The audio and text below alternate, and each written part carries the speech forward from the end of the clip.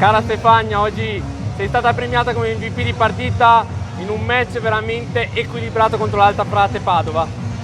Sì, oggi è stato veramente un match molto equilibrato. Il primo set siamo andate in crisi, però dopo abbiamo fatto molto bene, ci siamo riprese e ci voleva una vittoria così. Infatti venivate da 2 sconfitte consecutive, una contro Vicenza molto pesante, però col volleyball avete comunque giocato abbastanza bene, portando a casa un punto almeno.